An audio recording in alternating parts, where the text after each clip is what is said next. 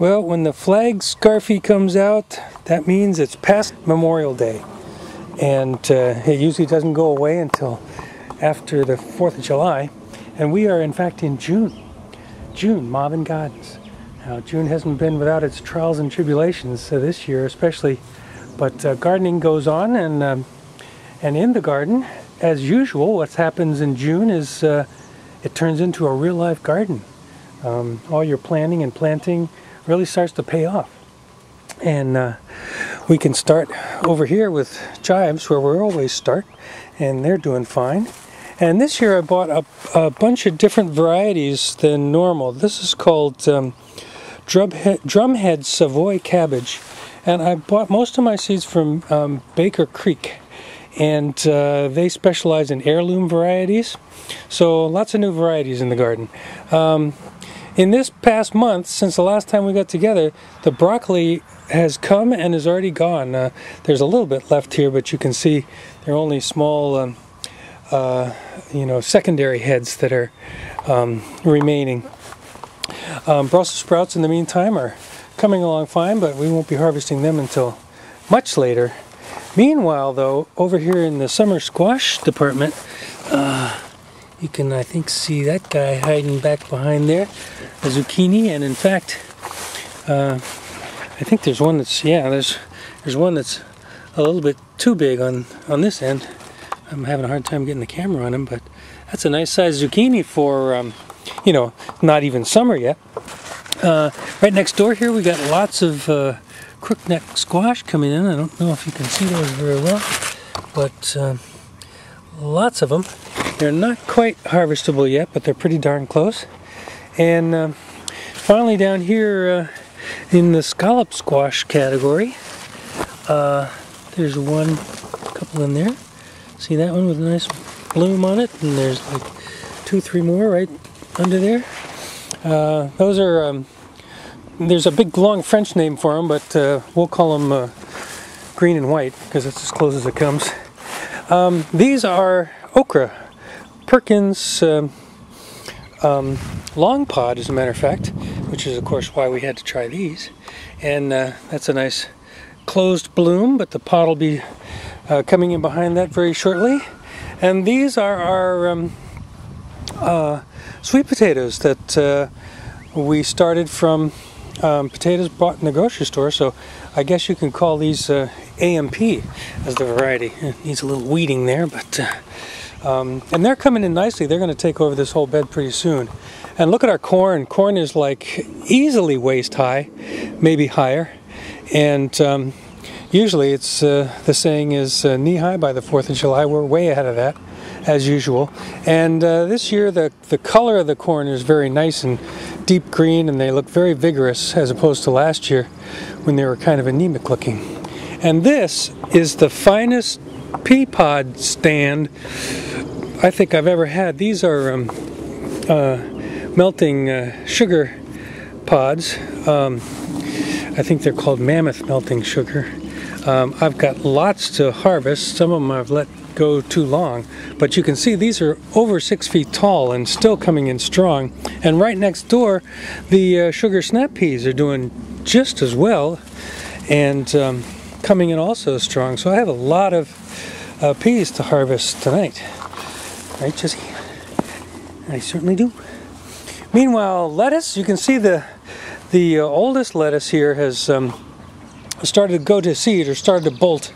I can still pull those and they're still usable. And you can see all the lettuce behind there is coming in. I haven't thinned it out very much, so I'll just harvest what I can, and it's probably just as well that it's growing in very tight. Meanwhile, we got a row of beets here. These are called, actually 2 rows of beets. They're called albino. I've been getting into growing non-red beets just because I like to stir fry them with other things, and the red beets just tend to absolutely dominate if you use them in a stir fry. These are Danvers half-long carrots, freshly thinned and doing just fine. Behind them are a variety called Parisian that didn't come in quite as well, but they're doing okay. And finally in this bed, this is our second planting of radishes. These are called French breakfast, and so we already had one full crop of them, and we're into our second planting. They're doing just fine. A few flowers here in the flower bed, and our garlic. Again, this is, I guess you could call it AMP variety, planted last fall. They're starting to yellow, so they'll be harvestable pretty soon. And look at the onions. Onions are doing just great. Nice big shafts here that are going to start bulbing up pretty soon. Isles Craig is one variety, and Copra is the other.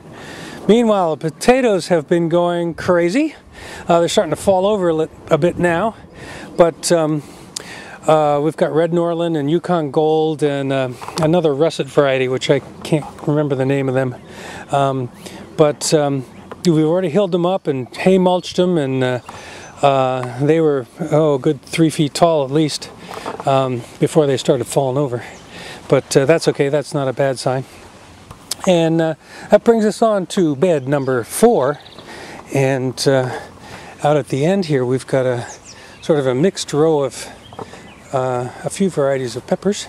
And then if you watch the prequel to June, you saw us put these tomato cages together, and you can see that the tomatoes are now spilling out over the tops just the way we like to see them. And we got lots of green tomatoes. These are just called Delicious, and they're supposed to be the bigger variety. These, if I can find them, yeah, see them in there? These are called, this is a form of San Marzano paste type of tomatoes. And then on the end here are Eleni Star. And these are all new varieties for me. Those are supposed to be a smaller tomato. And they're starting to come in just fine, as you can see from what we got going on.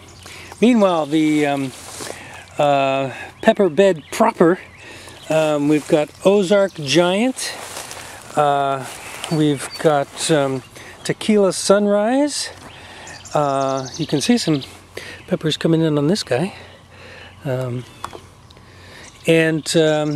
what's the other variety? Tequila Sunrise, I said, and we've got a few of them going on. Thai Long Sweet. And we've got a couple of patio versions that are growing out on the back deck. And these are eggplants, Long Purple is the name of this variety. These plants, as usual, were attacked early by flea beetles, which just love eggplant for some reason. But I fought back a little bit, and the newer leaves are coming in pretty clean. These are the pole bean section, and we've got Kentucky Wonder and Scarlet Runner, and I love the Scarlet Runner, if for nothing else. Those scarlet blooms that are starting to come in. We also have a yard-long variety called Thai Long Black Seeded, and a lima bean variety called King of the Garden. So they're not doing as well as I've seen in some years, but they're coming in okay. Meanwhile, the melon patch, we've got coming in pretty well. They're starting to vine out a little bit. They're always slower than the other cucurbits, you know, the squash and summer squash and pumpkins. But these guys are doing pretty well. We're starting to see them bloom a little bit, not to be confused with the marigold blooms, of course. And we got two varieties. One is Chantenay, which I never can pronounce very well, and the other one is I can't remember. Now the ground cherries, as you recall, were planted as an afterthought because they came as sort of a bonus, and they've been super disappointing. I don't know, they just don't like where I put them, I guess, because they're just not doing anything. They're obviously under stress and suffering, so that's too bad. Anyway, winter squash, vining nicely, as you can see. We've got Waltham Butternut, we've got Blue Hubbard, we've got Ford Hook Acorn, which is a kind of an orangish acorn squash, and Australian Butter, which is almost like a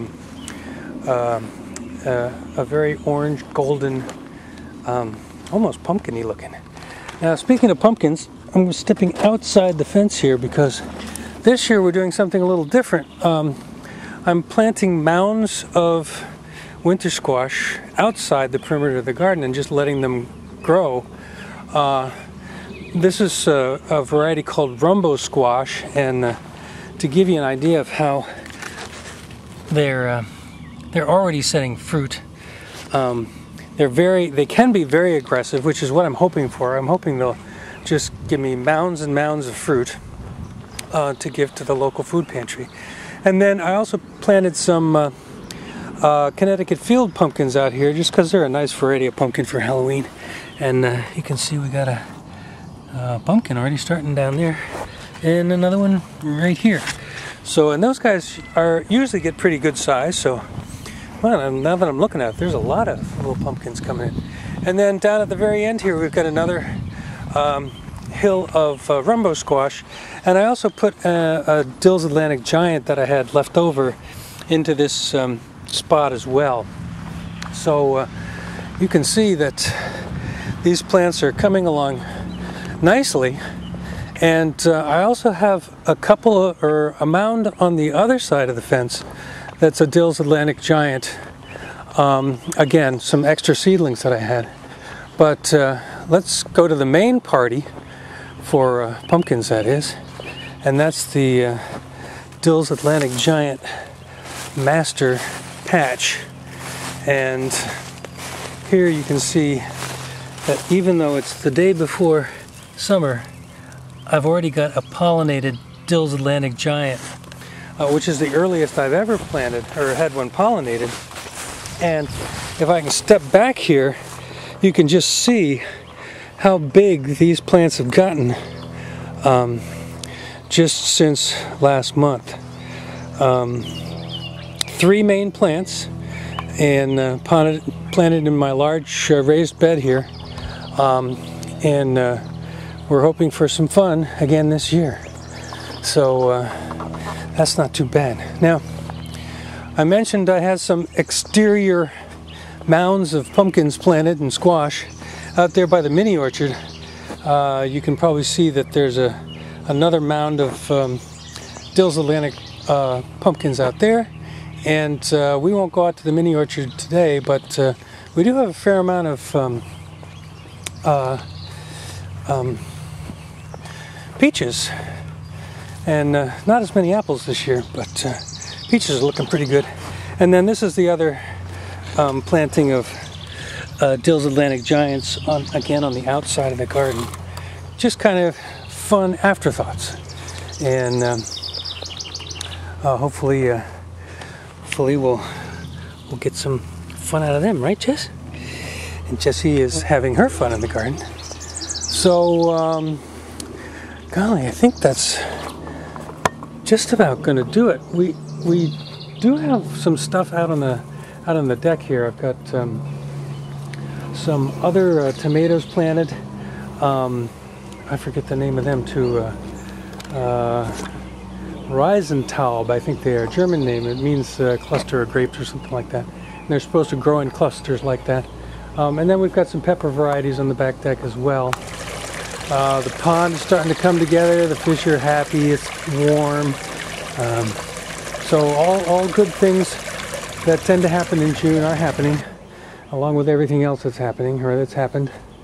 But I think that's going to do it for Marvin Gardens 2011. Oh, I almost forgot. I have to mention this. It was 10 years ago today, not today, this month, 10 years ago, in June of 2001, that the very first Marvin Gardens video was shot. And it was shot with a Sony Mavica camera with floppy disks, and so you can imagine what the quality was like. In fact, you don't have to imagine. Here, take a look at this. Welcome to the Marvin Gardens walking tour. Are you ready for this excitement? Row 1 is corn, practically waist high so far. And we have our lettuce in row 2, followed by onions, And peas, they're sort of burned out a little bit. Continuing with row 2, we have tomatoes or tomatoes and okra. That's a new experiment for us.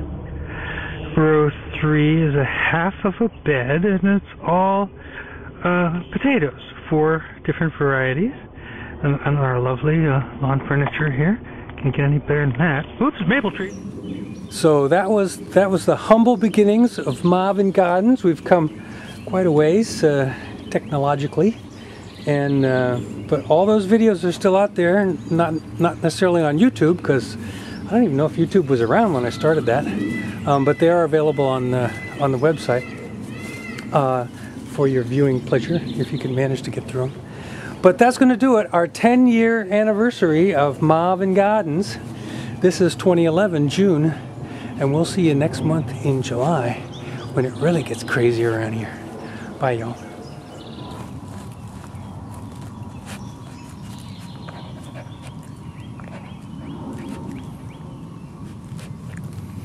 Good girl, Jessie.